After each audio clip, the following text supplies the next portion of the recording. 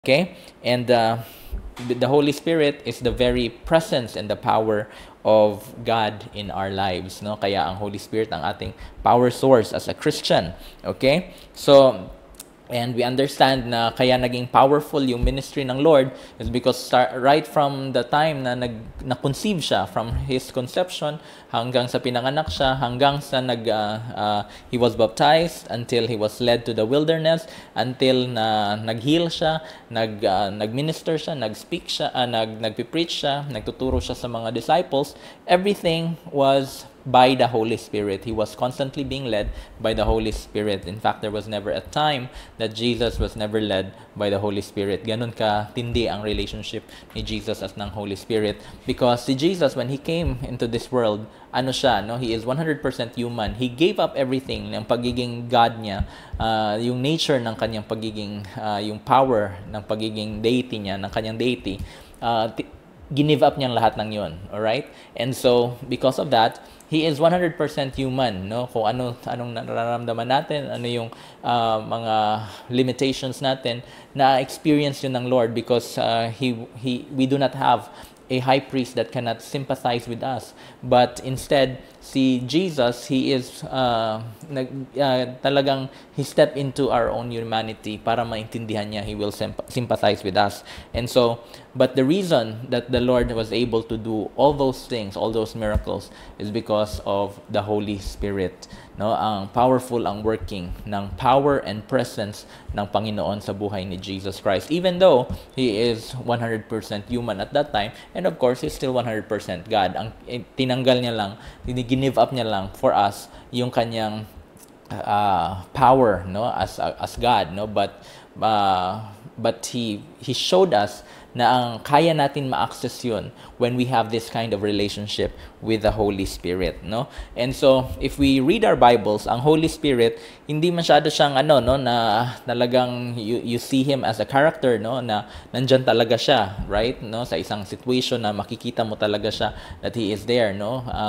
But when we read the Bible, we can see that the Holy Spirit is very much involved, no? And so, to know the Holy Spirit, kailangan natin malaman kung ano yung kanyang ministry, ano yung work ng Holy Spirit, okay? So when we understand the work and the ministry of the Holy Spirit, then we understand how he ministers to us and how he is able to do these things, no, sa buhay natin, and how we can do things through him, no, who empowers us by his grace, all right, by the power of the Holy Spirit, okay? And so, since nung nakaraan, we read about the Holy Spirit starting from creation until the life of Jesus. Ngayon, we will start with during the church age na, no? How the Holy Spirit, we're in the church age right now, no? Ibig sabihin, when that time na prior na mag-ascend si Jesus Christ sa langit, we will now see na doon pa lang, before that, yung malapit nang mamatay si Jesus on the cross, inintroduce niya na ang Holy Spirit sa kanyang mga disciples, and from there napunta sa Pentecost, and then until ngayon, until the end of time sa Book of Revelations, we're going to see, makikita natin ngayon ang power ng Holy Spirit sa mga sa buhay natin, and how it's going to affect us, no, bilang mga later day na mga Christians, no, meaning to say we are in this last age, no, and this is the age that is the greatest grace of God is being poured out to all of us, no? We have such a cloud of witnesses. Actually, yung mga nauna sa atin, they are actually witnessing how they're very excited how we're going to use this kind of grace that is being poured out by the Lord Jesus Christ in this time and age for His church, no? Kasi nga, nasa tayo, end times, no? And so, we understand na the work of the Holy Spirit is increasing in measure, especially nung nahalaman natin in the Old Testament na hindi permanent ang pagdwell ng Holy Spirit sa isang tao, no? Temporary siya and for a special assignment.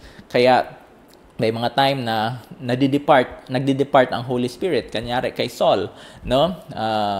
nag-depart ang Holy Spirit sa buhay ni Saul, and napalitan yun ng spirit of depression, spirit of anxiety, no? And kahit si David, sabi niya, let not your Holy Spirit depart from me. Kasi nangyayari yon sa sa Old Testament, no? Na the Spirit of the Lord would come in power sa isang servant ng Lord, and then for hindi permanent, no? Kaya nung nakita natin sa New Testament na ang nasa New Testament, ang power ng Holy Spirit ngayon is permanent in our lives, no? Kung yun nga during the panahon ng mga prophets of old, no, sa Old Testament, sila, very powerful ang work ng Holy Spirit sa buhay nila, na kahit na temporary lang, no, binibisita lang sila ng Holy Spirit, and they're very much excited kung anong mangyayari, na what if magiging permanent yung pagdwell ng Holy Spirit sa isang tao. And so that is why they're very excited. And last time I talked about this, na kung ang mga Old Testament na mga characters, biblical characters, yun ang kaya nilang gawin with the power of the Holy Spirit in just a short amount of time, ano pa kaya sa atin, na ang indwelling presence of the Holy Spirit has made His dwelling among us, no? Ibig sabihin, naging na tayo, no? We are now a temple of the Holy Spirit. Dito na ngayon naninirahan ang Holy Spirit sa katawan natin. Alright? So, sabi ko kanina, before nung namatay si Jesus, doon niya na-introduce, nag-spend siya ng ilang oras para i-introduce unang-una ang kanyang relationship with His Father, and at the same time, yung kanyang relationship din with the Holy Spirit. No? In other words, nung nasa upper room sila, pagkatapos nilang kumain during the Passover, no, right before umalis sila para mag-pray si Lord sa Garden of Gethsemane, ang ginawa ni Jesus is, ito yung tinatawag natin na upper room discourse. No? Ibig sabihin, nagturo si Lord Jesus sa kanyang mga disciples for a very long time, no? For how many hours, no? And we can see that in John chapter 14, 15, and 16. All right? And then nagpray si Jesus in John chapter 17, and then on John chapter 18, doon na pumunta na sila sa Garden of Gethsemane para maaresto siya doon. But before he got arrested, he was teaching and speaking to his disciples about his relationship with the Father and the Holy Spirit, and of course, ano yung implication nun sa buhay natin as disciples, sa buhay nila as disciples ng Lord during that time. And of course, because hindi lang rin yun para sa kanila, para din yun sa atin. We were also being prayed for by our Lord Jesus Christ at that time. And so, in John chapter 14, verse 16 to 17, I'm going to read from the Amplified Version. Sabi ng Lord, "And I will ask the Father, and He will give you another helper, a comforter, advocate, intercessor, counselor, strengthener, standby, to be with you forever, the Spirit of truth, whom the world cannot receive and take to its heart, because it does not see Him or know Him, but you know Him, because He, the Holy Spirit, remains with you continually and will be in you." So notice nang sinabi doon, He will remain with you continually. No, He's going to remain with you. In another version, He's going to be with you forever. Okay? So ibig sabihin, permanent yung dwelling place ng Holy Spirit sa iyo ngayon. That is the Father's good will. He is a good Father. No, na binigay niya sa atin ang kanyang Holy Spirit to dwell in us. No, in other words, when you become born again, you are now born of the Spirit. No, so parang na-experience natin yung supernatural na birth ng Lord Jesus, no, na si Lord, He is born, conceived of the Spirit. Ngayon sa atin, we got born twice, no? Yung physical birth natin sa parent natin, sa mama natin, and yung born of the Spirit nung na-receive natin si Jesus Christ as our Lord and Savior. And so makikita natin dito ngayon, sabi niya, "I will ask the Father, and He's going to give you a helper." No, ano siya? No, bali 7 ang sinabi dito sa Amplified Version. Helper / comforter / advocate / intercessor / counselor / strengthener / standby. Ibig sabihin, may tumutulong sa atin na we are not left alone. Okay? There are times na baka akala mo you are alone, pero no, sabi doon, may nagtutulong sa'yo. There is a helper that is with you, no? There is a friend that sticks closer than a brother. In fact, he is dwelling inside of you. Okay? The very Spirit of our Lord Jesus Christ. Comforter, no? There are times you mourn, no? You grieve, but then may nagko-comfort sa iyo, no? So that you will not be left hopeless. Okay? And there is also your advocate. Ibig sabihin ng advocate, someone is defending for you, parang lawyer. Okay? Na sometimes yung guilt mo is going to eat you up, pero someone is actually defending you, no? Na oo, yan yung nagawa mo in the past, but you're already forgiven and the Lord remembers your sins no more. No, yun ang nagre-remind sa atin, ang Holy Spirit nire-remind tayo niya lagi na we are already forgiven. Kaya do not entertain yung mga feelings of guilt, no, regrets, yung mga ganon, because the Holy Spirit will actually teach you, tell you that you're already forgiven, no? Absuelto ka na. You are now justified as if you have never sinned. Okay? And of course, He intercedes for us. He is our intercessor. Ang ibig sabihin ng intercessor, He is praying for you. No, minsan may mga times hindi mo kayang ipag-pray yung sarili mo, or you're too weak to pray. Someone is praying for you. No, He is the Holy Spirit. He is God Himself who's praying for you. No, and so He is also counselor. Ibig sabihin ng counselor, He gives you wisdom. Right? Minsan hindi mo alam kung anong mga tamang desisyon na kailangan mong gawin. You just pray, you ask the Holy Spirit for wisdom. He is the Spirit of wisdom. Kaya bibigyan ka niya ng counsel. And strengthener, siya ang yung kalakasan. Right? And of course, standby. Ibig sabihin ng standby, nandyan lang siya. No, naka-standby lang siya. Anytime, ready to help you, ready to give you counsel, ready to give you strength, ready to pray for you, no? Ready to defend you, okay? Ready to comfort you. Ganon, no? All these things, yung mga sinabi kanina, and then, because naka-standby lang pala siya, nandyan, He is always available for you, right? That's the kind of relationship that we have with the Holy Spirit, okay? And so, and of course, the Holy Spirit, hindi yun, sabi ni Lord, hindi yun matatanggap ng world, because this is, yung relationship natin with the Holy Spirit is spiritually discerned, no? Hindi nila maintindihan, hindi nila maisapuso, because hindi nila makita, hindi nila malaman, because, no? He is of the Spirit, no? And if we are not yet a child of God, then hindi pa tayo born of the Spirit. Kaya hindi natin ma-discern ang Holy Spirit. But then, no, but sabi ng Lord, now you know Him because the Holy Spirit remains with you continually and will be in you. All right? So, yun ang we're now going to look at the work of the Holy Spirit. Ngayon na sinabi ng Lord na ito nga, in-introduce niya ang Holy Spirit. Tingnan natin ngayon ang ministry ng Holy Spirit sa atin and sa pamamagitan natin, no? To us and through us. Okay? So, ang work ng Holy Spirit, I'm probably going to just speak, siguro bigyan ko lang kayo ng dalawa for tonight. And maybe some next week or some other time, no, i-ano natin yung the other works of the Holy Spirit. But this is very important, no, that we learn, and especially if sabi ko nga last time, if this is something na parang alam ko na yan, no, what we're doing here now is refreshing you, presenting to you this concept, no, this principles in a new way para maging palatable sa atin, para maging you want to have it, no? You gustuhin mo. All right? Kasi sabi ko nga last time na we know these principles. We've been taught about the Holy Spirit. Ang iba sa atin since bata pa, since birth, no? Tinuruan ka na kasi ano ka, no? You are a Christian since birth. Tinuruan ka na ng mga sa church, no? Or you've read about it, or sa simba, sa mga sa pastors, no?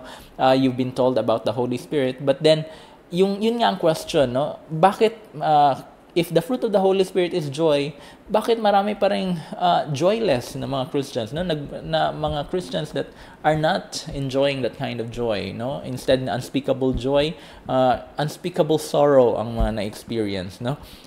If the Holy Spirit is our power source, then bakit marami pa ring Christians who are not operating in powerless, no? That is why it is very important to understand this and to present this again and again, because faith comes through hearing, and hearing the Word of God, until ma-instill sa atin na yes, totoo ang Holy Spirit, totoo ang work ng Holy Spirit, and He is available, no? Always available for me, no? As long as I just tap into that power source, I just cultivate that relationship with Him, He is always available, no? And so, yun naman talaga lagi ang problema natin, no? Nandyan lang ang grace ng Lord, nandyan ang power ng Holy Spirit, nandyan ang love ng Lord, pero sometimes we still feel alone, we still feel na parang powerless tayo, no? We still feel na parang we're so far from the Lord, all right? So, but when we listen and hear this this word about the Holy Spirit, which is the Spirit of our Lord Jesus Christ, then faith comes to us, and we understand na kaya pala akong gamitin ng Lord, kaya pala akong i-empower ng Lord, kaya pala akong ma-develop yung relationship ko with the Holy Spirit, because God wants to have that kind of relationship with you, that intimate relationship with you, and that will only happen if we allow the Holy Spirit to teach us and to guide us. All right? So, in John chapter 16, verse 5 to 6, sabi ng Lord, "But now I am going away to the one who sent me," meaning to say, babalik na ako sa aking Father in heaven. "And not one of you is asking where I'm going." No, hindi man lang kayo nagtanong saan ako pupunta, sabi ng Lord. "Instead, you grieve because of what I've told you." Instead, you're grieving because sinabi ko lang na aalis na ako, no? Sabi ng Lord, aalis na ako. Alright? Sabi ng mga disciples, nalungkot ang mga disciples. Sabi ng Lord, sinabi ko lang aalis na ako, tapos you're already grieving. Wala man lang nagtanong saan ako pupunta. Diba? Sabi ng Lord.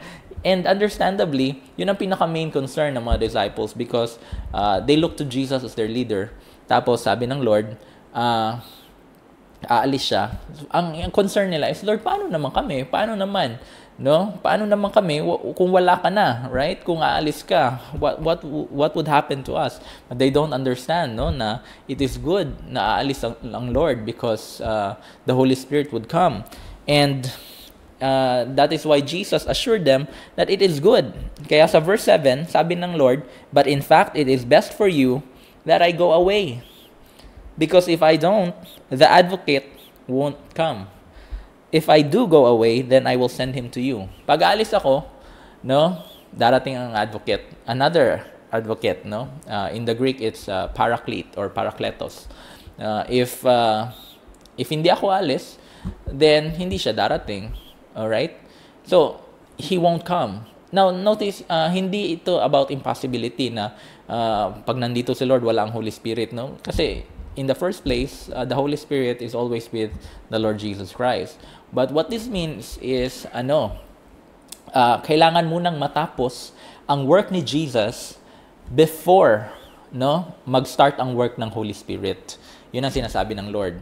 Kaya sabi niya, stay muna. Stay here in Jerusalem, right? Okay, but because kailangan munang matapos ang work ni Lord para papasok yung work ng Holy Spirit. Why? Because it is, sabi ng Lord, it is better that I leave, no? Because parang may paradox, no? Parang merong mas strengthen, magiging better ang kalagayan ng simbahan pag umalis si Jesus, no? Parang bakit ganun? Pag umalis si Lord tapos kami, 'di ba, pag umalis si Lord, yung ganun, parang may discrepancy, no? But that is a paradox. Why?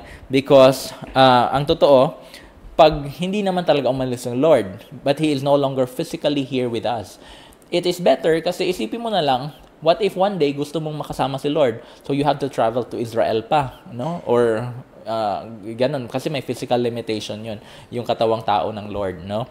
Yung humanity niya, no? So it is better na umalis siya, ascend siya sa heaven. Now it is better for us because every one of us we now have the presence of God inside of us wherever we're at, no? Anywhere and anytime. Okay? Pero pagka kunyari nandito pa rin si Lord sa lupa, no, sa world, then kung gusto nating makita si Lord, then kailangan nating pumunta ng Israel, kailangan nating mag-book ng ticket, we have to prepare a lot of things, no? And ganun ang mangyayari. But what is good is because umalis na nga si Lord, bumalik na nga siya sa langit.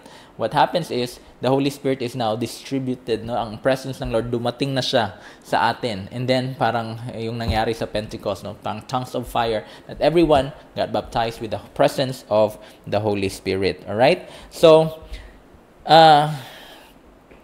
because of the Holy Spirit, Jesus Christ can now be everywhere, no? So in His Spirit, okay? Hindi na siya, wala na yung physical limitation ng katawang tao. All right? So ngayon, hindi lang na sana kasama ko si Lord or sana nakita ko si Lord, no? Hindi lang 'yon.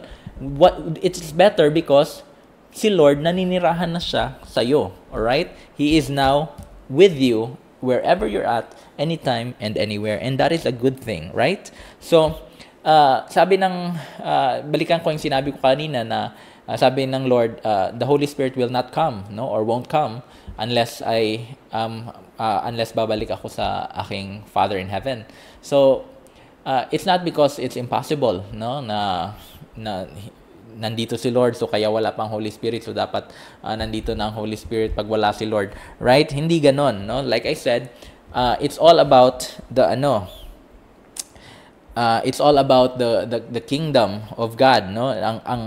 Ang pag-start ng kingdom ng Lord, no? Ang pag-start ng work ng Holy Spirit in advancing the kingdom will start where Jesus kung saan nag-stop, na-finish, natapos ang work ng Lord. Okay?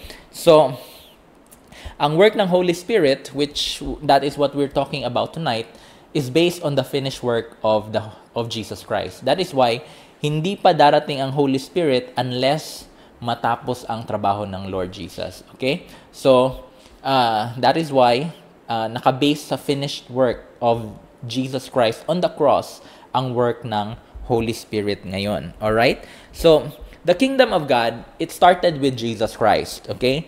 And it will be completed by the Holy Spirit. Okay? So, when Jesus Christ was about to be baptized, nag-start yung ministry ni John the Baptist. And sabi ni John the Baptist, repent, for the kingdom of God is near.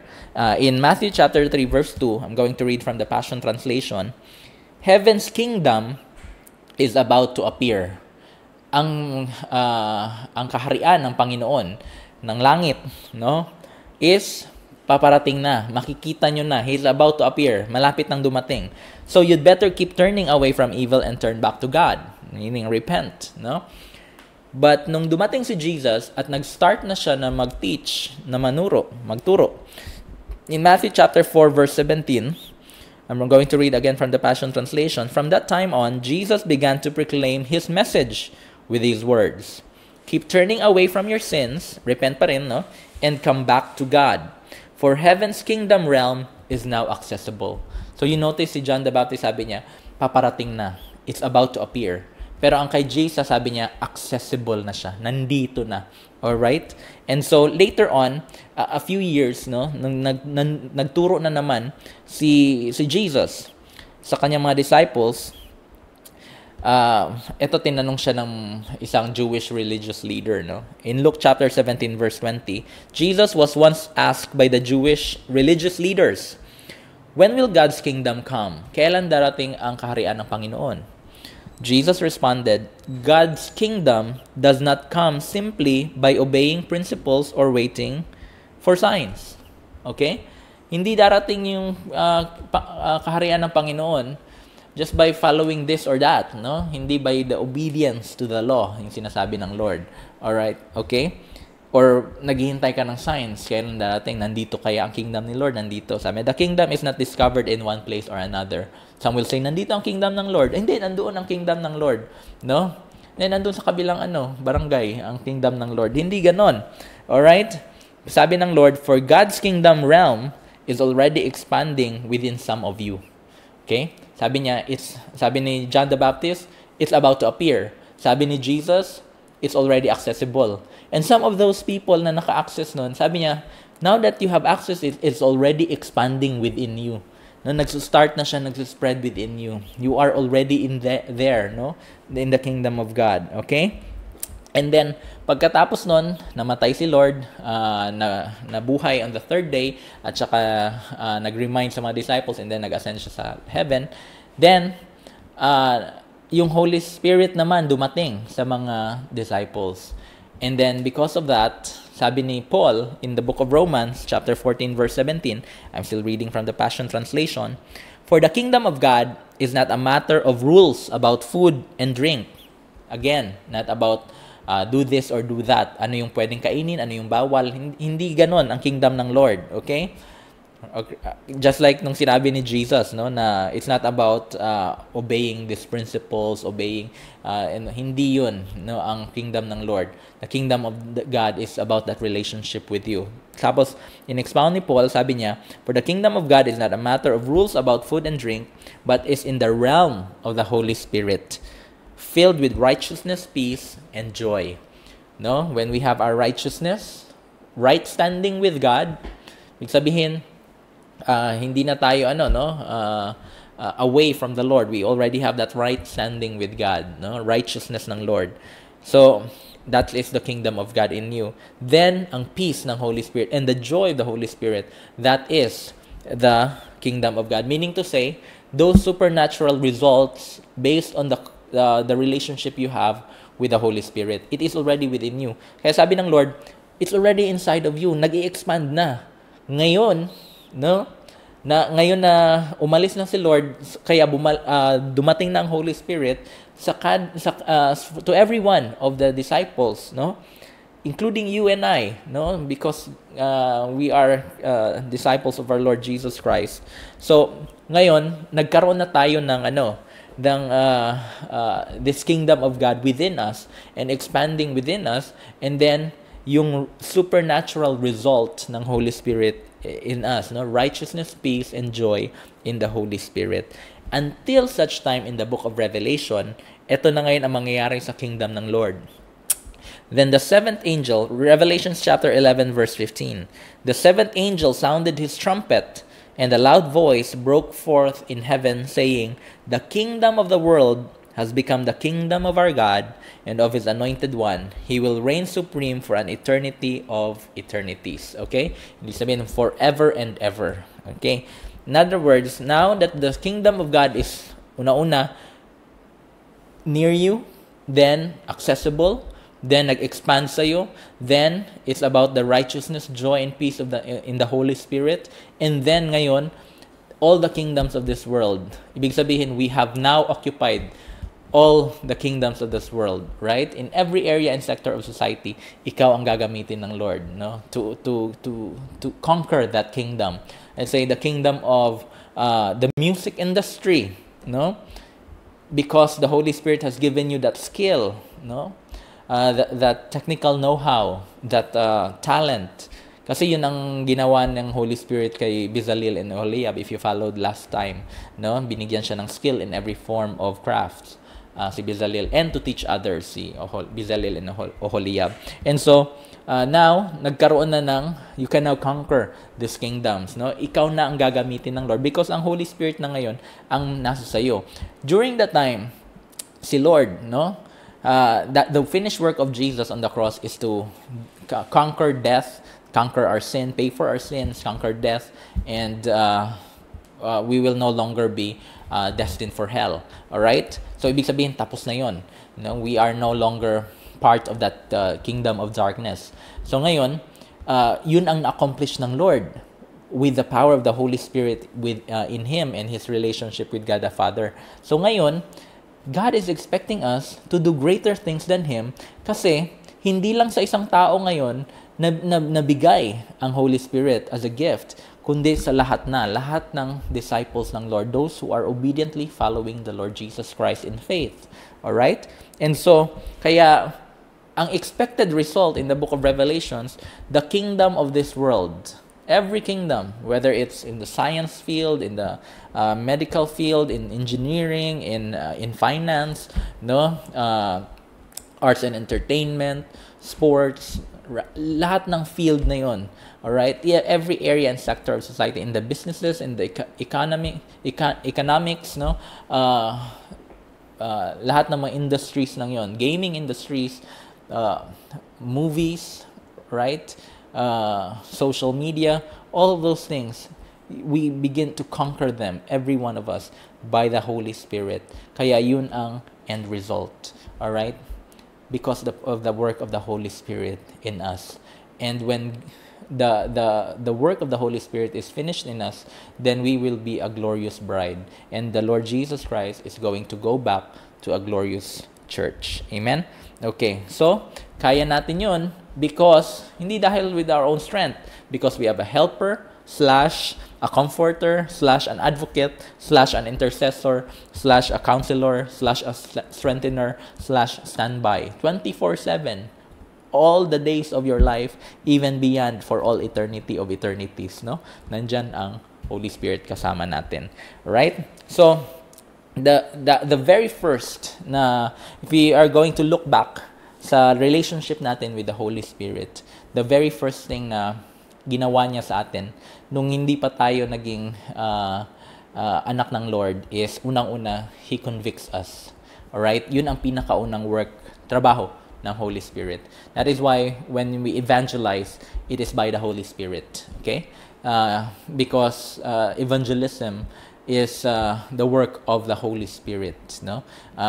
Because ito yung sinasabi, kung ipatuloy natin ang John chapter 16 verse 8 to 11, and when He comes, He will convict the world of its sin and of God's righteousness and of the coming judgment.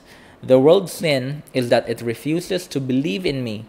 Righteousness is available because I go to the Father, and you will see me no more. Judgment will come because the ruler of this world has already been judged. That's in the New Living Translation. No? So, pag dumating daw ang Holy Spirit, iko-convict niya tayo, ang world, including us, kasi nandito pa tayo. We are of this world. No? And hindi tayo, we are born of this world. So, but when we got born again, we are no longer of this world. Though we are in this world, sabi ng Lord, no? So, kaya naging anak tayo ng Lord kasi unang-una na-convict tayo, no? We are part of that world, no? Na-convict tayo of our sin. So, nung hindi pa tayo we do not yet belong to Jesus Christ. We are sinners, right? But God demonstrated His love for us. Pinakita niya gano'n niya tayo kamahal. Na kahit na makasalanan pa tayo, we're still sinners. He already died for us to show us that He loves us so much, right? And so, because of that, no, na-convict ang world ng kasalanan, no? So, yun ang trabaho ng Holy Spirit. Hindi natin trabaho yun. Okay? Hindi tayo ang magsasabi na may kasalanan ka, no? Ganun. No, that is the work of the Holy Spirit. No matter what we do, no, we cannot make or force people to do things, no. But it is hindi yon na ikaw ifo-force mo siya na tumanggap kay Jesus, hindi, no.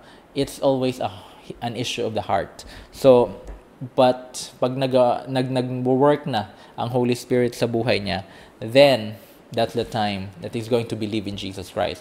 Bakit? Ang sinabi ng Lord dito, the world's sin is that it refuses to believe in me. Okay? But what is conviction? Unang-una, ang conviction, ano yun? Makikita mo ang sarili mo, how the Lord sees you. Ano ba talaga ang tingin ng Lord sa iyo? How He sees you.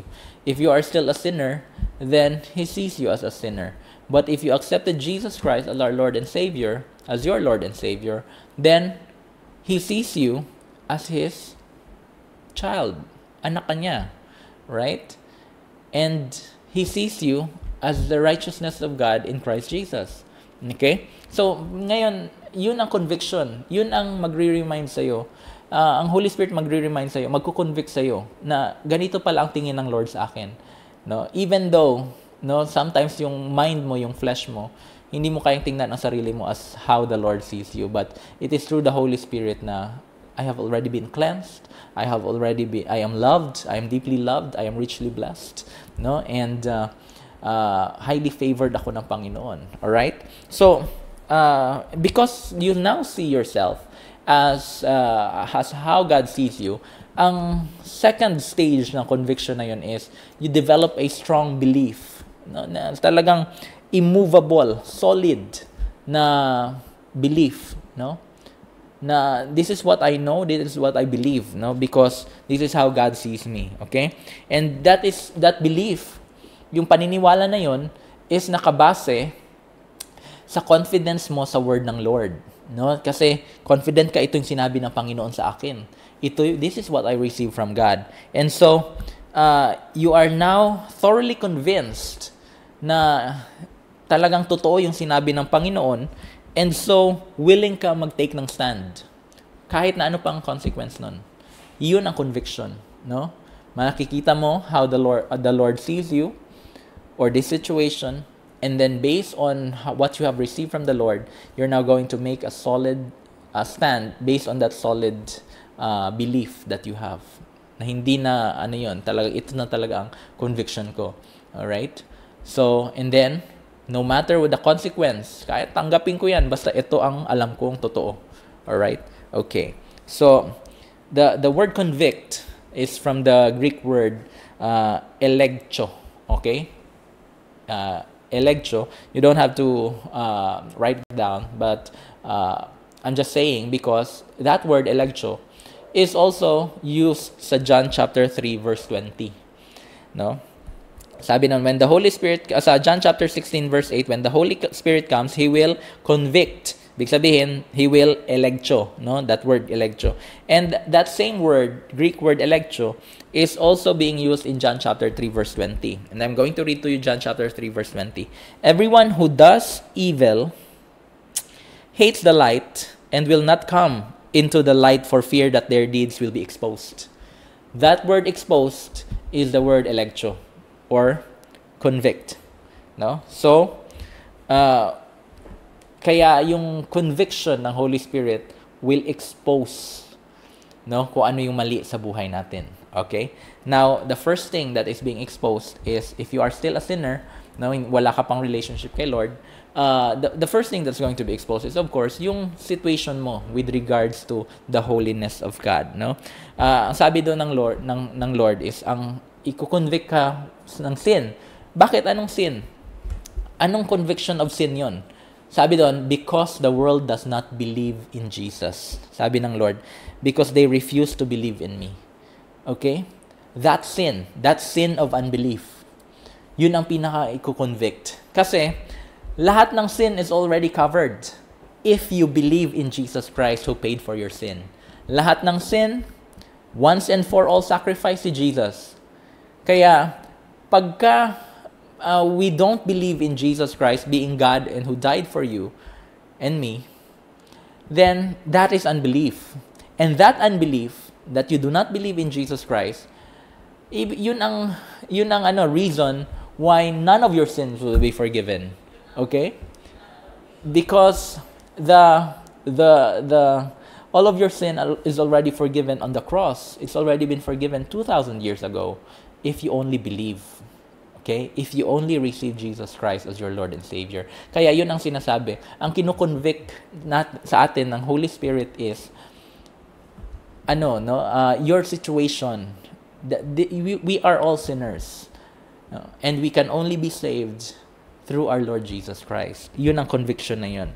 If we only believe, okay? So, kunyari, you have, how many of you are mahilig mag-watch ng movie sa isang sinihan, no? Probably,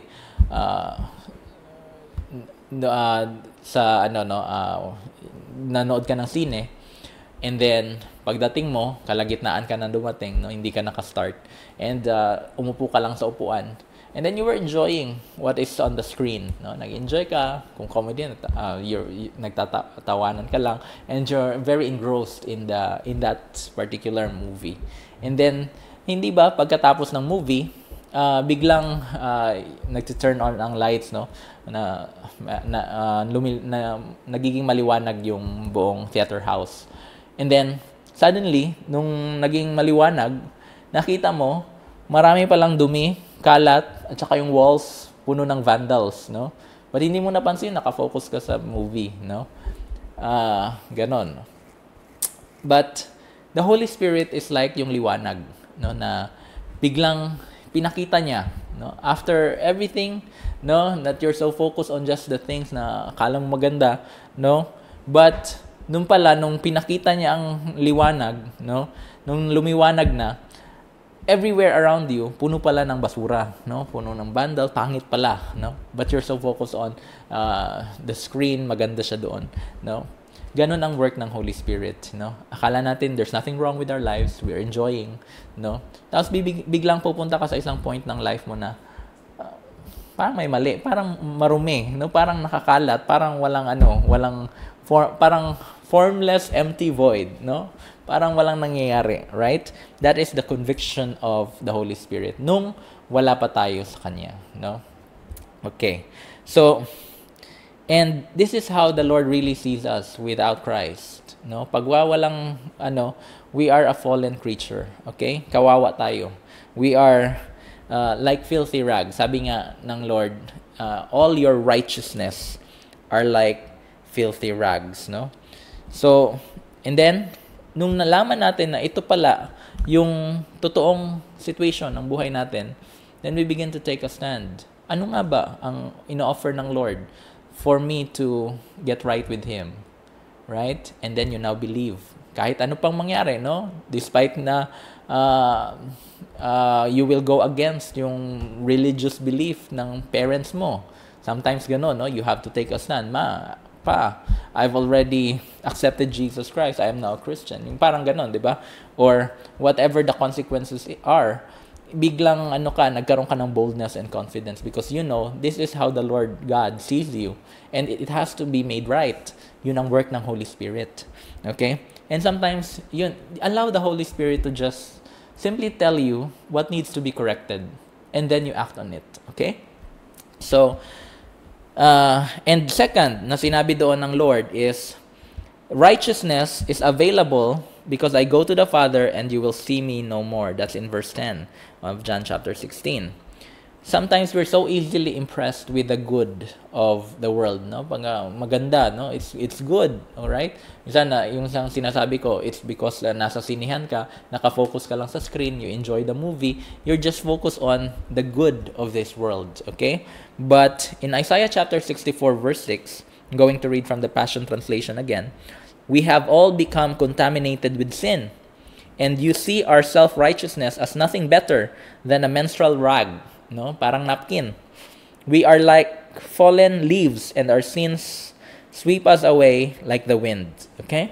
Sabi ni Isaiah, lahat tayo, we've all been contaminated with sin. Even though there's something good in your life, no? Hindi mo pwedeng i-present yung kay Lord. Lord, naging mabuti akong tao. No, hindi. Because kahit na may blemish ka, may isang spot ka dyan ng kasalanan, no? It's unacceptable to the Lord. Alright?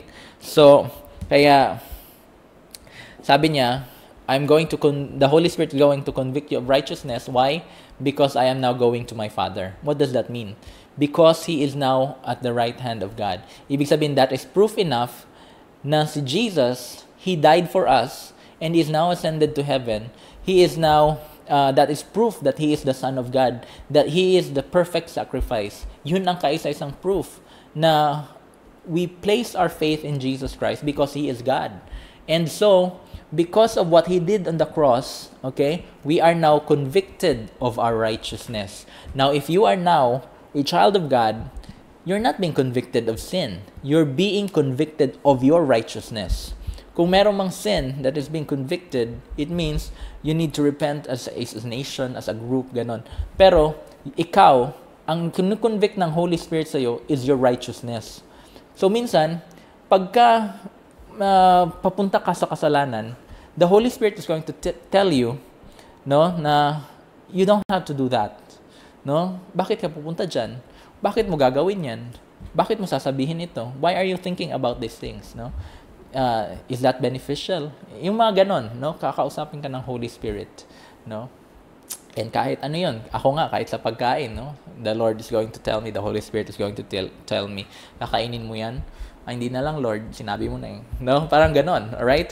So, now, that is the work of the Holy Spirit, and that is very important because yung ano, no? Kinukonvict ka that you are already made righteous, no? Kahit mabuti yung gagawin mo to, but it's still a work of the flesh, no? So, kinoconvict ka ng Holy Spirit ngayon. Is that really what I want? Okay?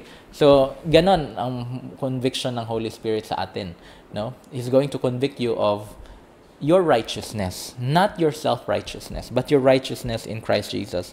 2 Corinthians chapter 5 verse 21. And that is how the Lord sees us. You are seen by the Lord as if you've never sinned. Okay? You are justified. Kaya righteousness ang kinoconvict sa'yo. 2 Corinthians chapter 5 verse 21. For God made the only one who did not know sin to become sin for us, so that we might become the righteousness of God through our union with Him. Because we are one with Christ, naging isa na tayo kay Lord, we are now being convicted of our righteousness, the righteousness of God in Christ Jesus. We are the righteousness of God in Christ Jesus. Okay? Kaya sinabi dyan, so that we might become. Ibig sabihin, naging. No? Naging. That is now your identity. You are the righteousness of God in Christ Jesus. Okay? And of course, sabi ng Lord, ang Holy Spirit is going to convict us of judgment. No? Sasabihin mo, hala, i-judge na ako ng Lord. Hindi yun. No? May good judgment, may bad judgment. Okay? But ang judgment na tinutukoy dito, in verse 11, judgment will come because the ruler of this world has already been judged. No? Ibig sabihin, no? Because si Satanas, judged na siya. No? Convicted si Satanas. Ibig sabihin, pagka si Satanas, he will bark, no? Kaya niyang tumahol, no? Or he is going to roar, no? Like a lion, or waiting for someone to devour. Pwede kanyang kagatin, no? Pero hanggang doon lang, no? Hindi kanya kayang he cannot do anything because he is now convicted, okay?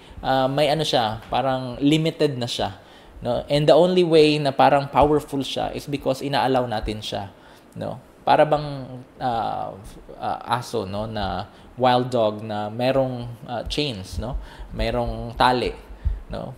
Pero tayo, we allow him, no? Minsan lumalapit tayo sa kanya, no? Hindi siya makalapit sa atin because we are protected. Kasi nga ang aso, pag nakatali yan, we're a certain distance lang. Pero makakagat ka niyan pag lumapit ka, right? No, so that's the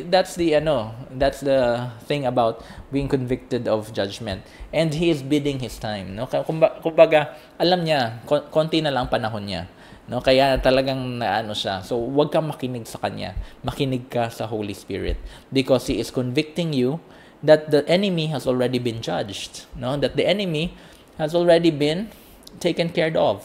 Okay? So now pwede ka nang mag-pursue ng mga bagay na destiny mo from the Lord, no? You are destined for greatness. Amen? Okay. So, lahat ng ito, yung conviction of sin, of righteousness and judgment, nangyari yan sa Pentecost. In Acts chapter 2, verse 22 to 24, Peter continued, "People of Israel, listen to the facts. Jesus the victorious was a man on a divine mission whose authority was clearly proven. For you know how God performed many powerful miracles, signs, and wonders through him." See? Ang righteousness, ang kinonvict, no? "This man's destiny was prearranged, for God knew that Jesus would be handed over to you to be crucified and that you would execute him on a cross by the hands of lawless men." Kinonvict sila ng sin because hindi pa sila anak ng Lord, no? "Yet it was all part of his predetermined plan." Hindi pa sila saved, no? Kaya, ganon. They were being now convicted with sin. "God destroyed the cords of death and raised him up because it was impossible for death's power to hold him prisoner."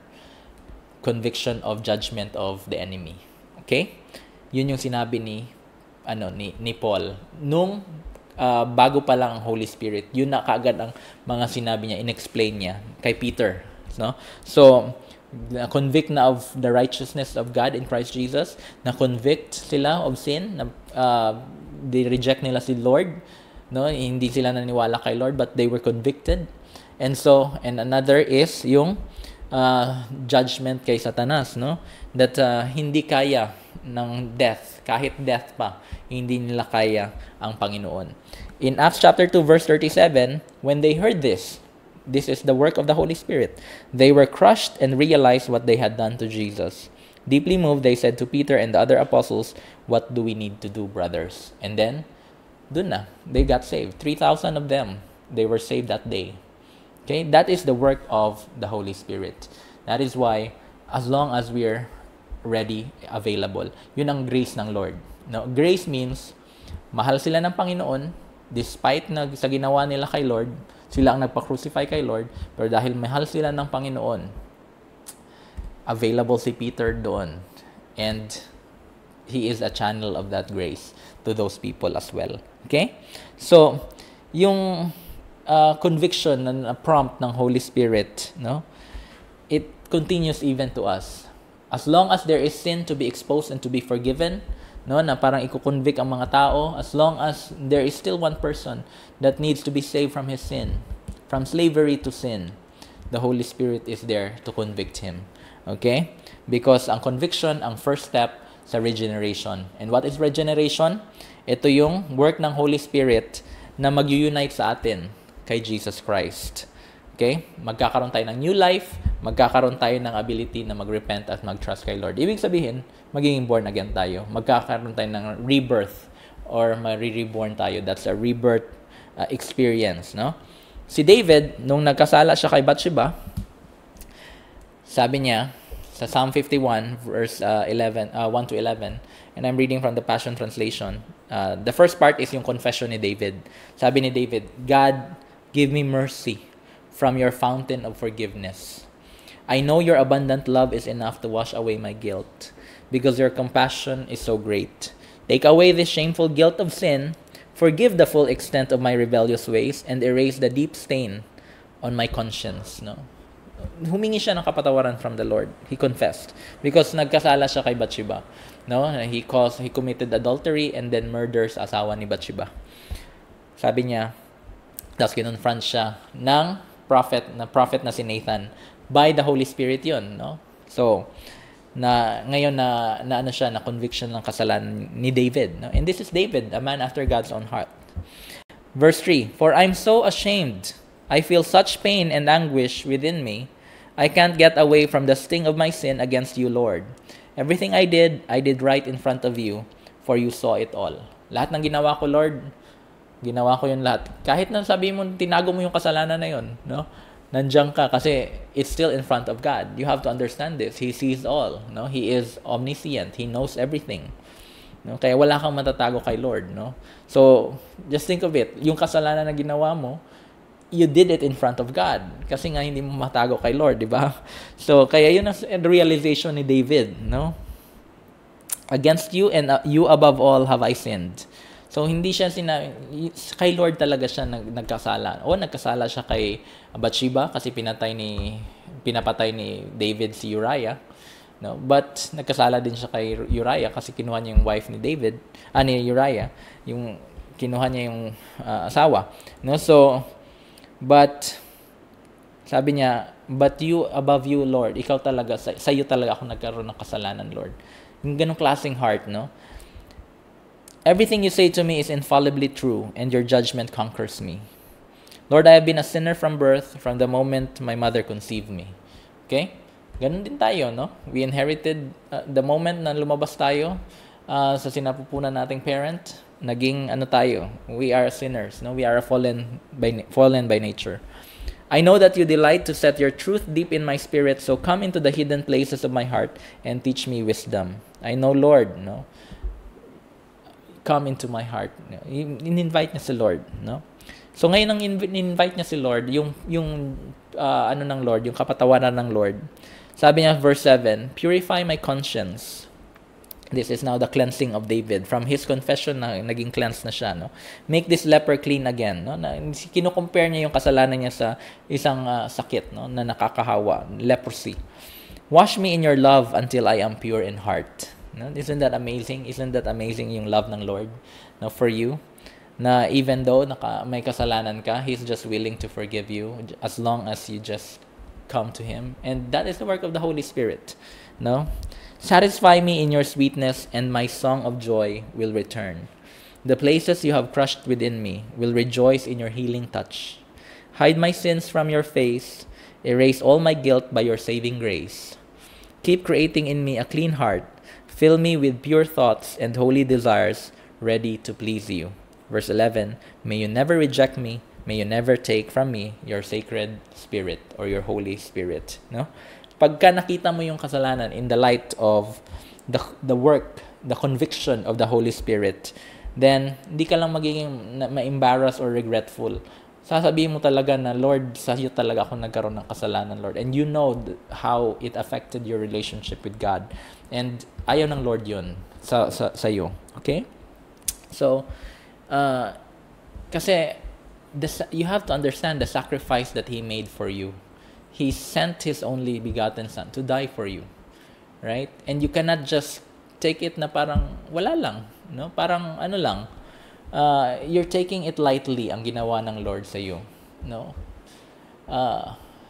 Sabi, if you continue on sinning, then there is no other sacrifice because Jesus already made the sacrifice, no? We cannot crucify Jesus once again, all right? That is why we need to constantly ask the Holy Spirit, Lord, create in me a pure heart. No? Create in me a pure heart, Lord. No? Keep creating in me a clean heart.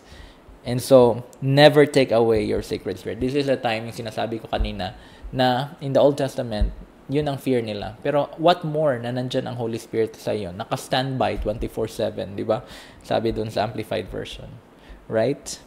1 John chapter 3, verse 9.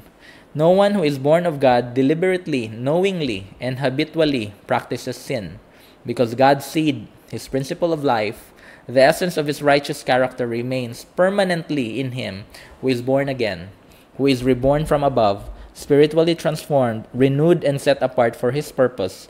And he who is born again cannot habitually live a life characterized by sin, because he is born of God and longs to please Him. Yun yung longing ng isang totoong anak ng Lord. Lord, I want to really please you, Lord. I want to really serve you, to be with you forever. Okay? So, sabi dyan, sa ibang version, sabi, it is impossible for you to sin. No? Imposible nang mangyari yon, no? Because nandyan ang Holy Spirit sa'yo. Right?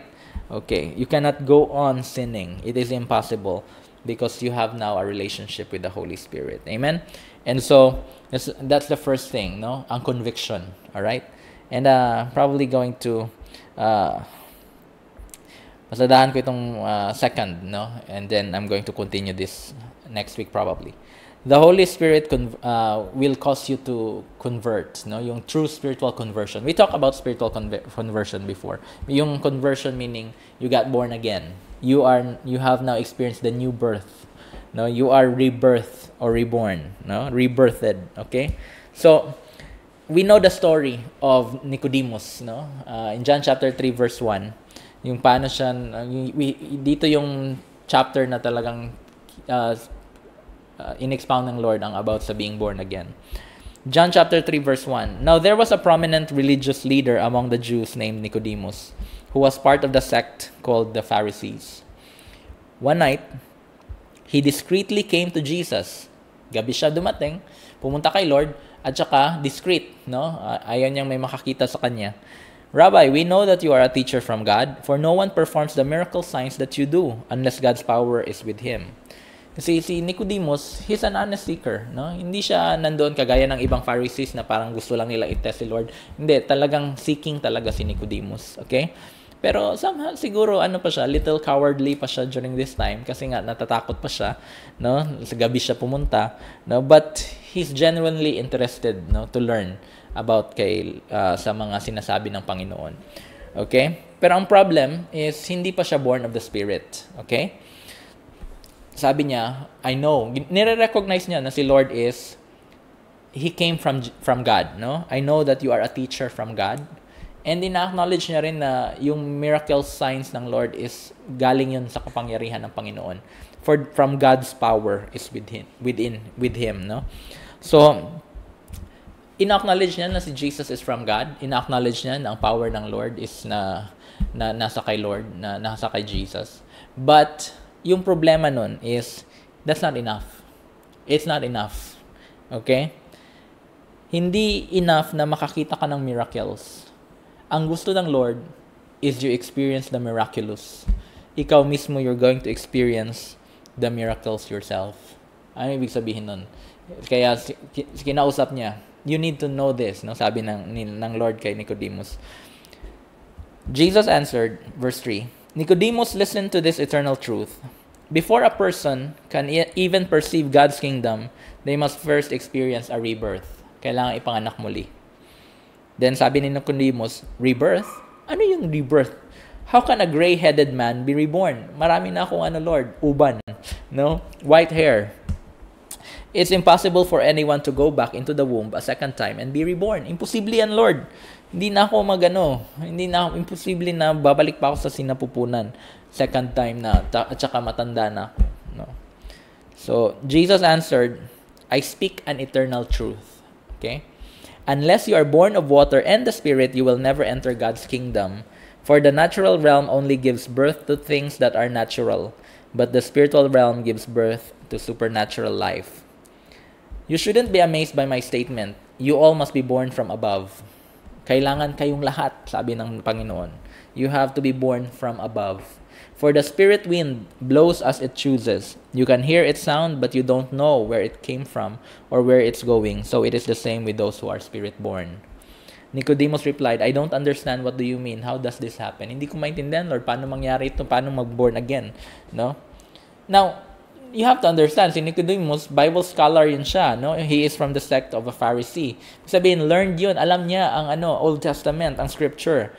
Dapat familiar siya. Parang sinasabi ng Lord, you should be familiar with this. Kaya sabi ni Lord sa verse 10, you are Israel's teacher. Hindi ba nagtuturo ka ng scriptures, ng Torah? Said Jesus, and do you not understand these things? Hindi ba tinuturo mo ito? Hindi mo maintindihan? No, yung sabi ni Jesus kay Nicodemus, because what Jesus was actually referring is a prophecy in the book of Ezekiel.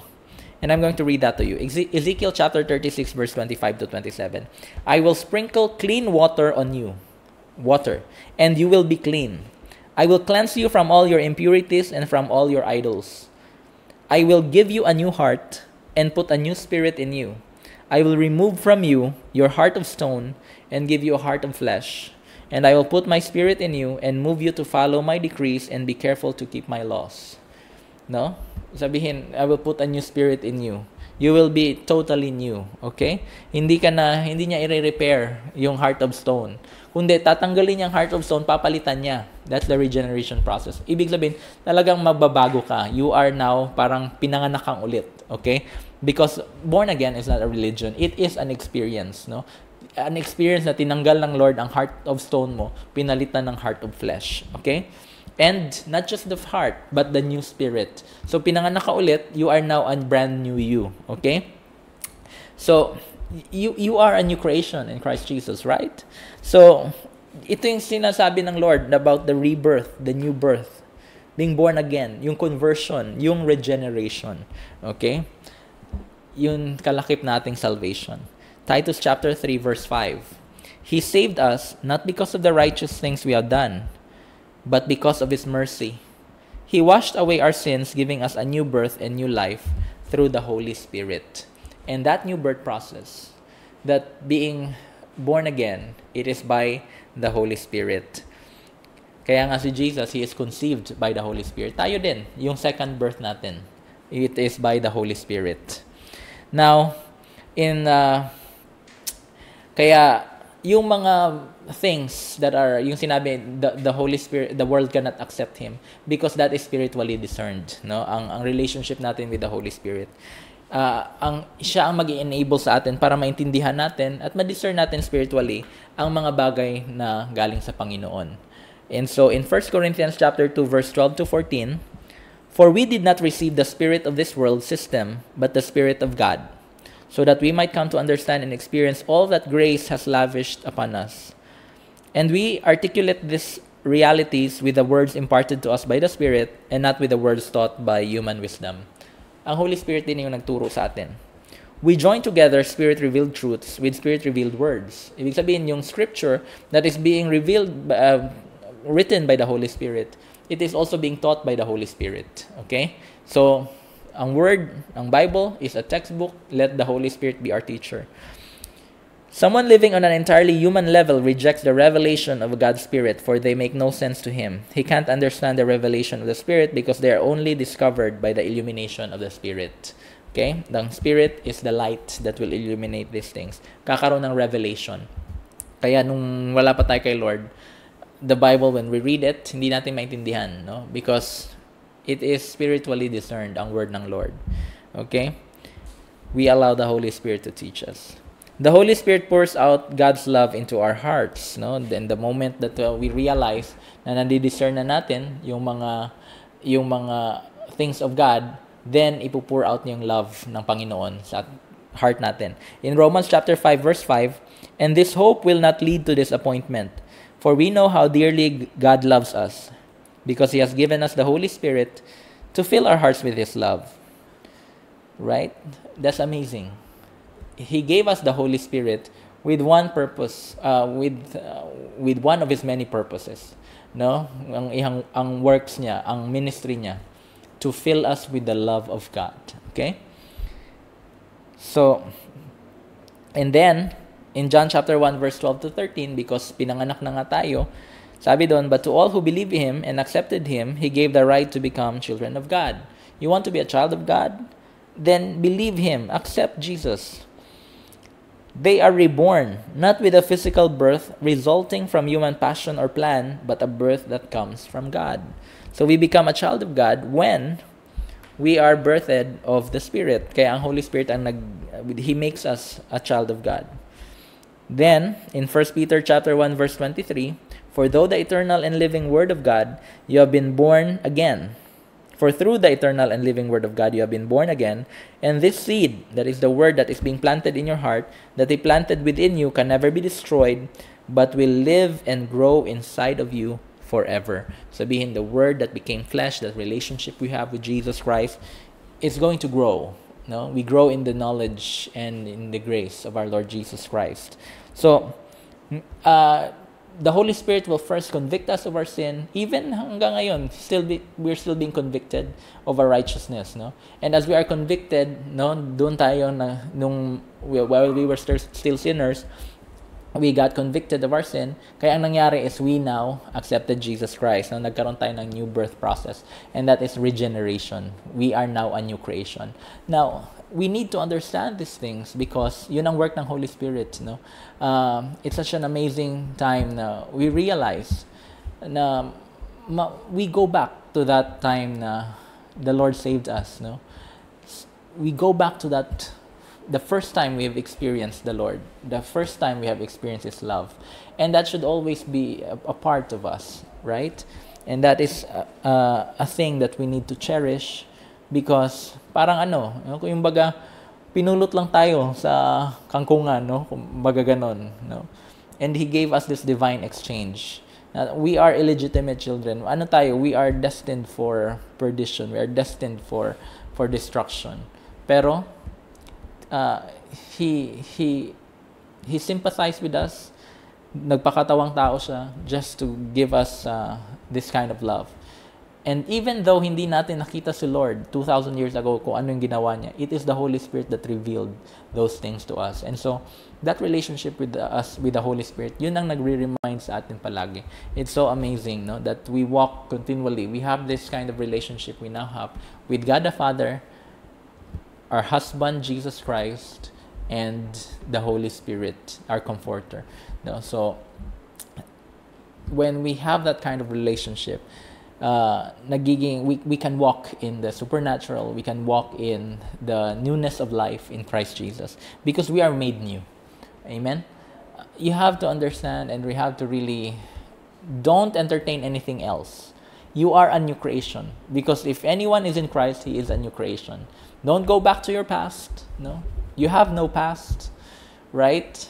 But walk in the newness of life in Christ Jesus every day. His mercies are new every morning, and the Holy Spirit will continually remind us of these things, continually remind us of the things of God, of your righteousness in Christ Jesus. And as you move forward in your faith, you continue to grow in the grace and knowledge of our Lord Jesus Christ. Amen. So I hope you've been blessed with this word. No, it's very important that we develop and we understand the work of Jesus Christ, of the Holy Spirit through Jesus Christ. Na yung finished work ng Lord Jesus Christ, that is the starting point. And I'm going to expound more about that later, no? So sa ngayon, we will end for now, no? But I just want to greet those who's watching with us, no? Hello kay Pastora Ami and Pastor Ronald from FFCI Zambales they're watching with us. Kay Kuya Jom, no? God's morning kay Kuya Jom. From Hina Taichi, no? From Japan she's watching with us. Hello, God's evening. Kay Che is watching. Kay Pastora Mary Ann. Kay Nathan is watching. He's watching with us. Kay Ma'am Teresa. Kay Sir Ian J, God's evening. Sir Rodel Malinaw is also watching with us. Hello. And kay Mamita is watching, and Sister Ryan is also watching. God's evening. Hello kay Melly Baliza. Kay Sister Gemma Payumo from FFCI Zambales. Hello, God's evening. And the Solis family is watching with us, Gretchen. And the Ligan family, kay Wilbert and kay Princess. And JB is watching. Che Mendez is watching. So, and of course, CYP, is watching. So, God's evening, everyone, and I hope you enjoy the rest of the weekend. God bless you. Thank you for tuning in. I'll see you again next time.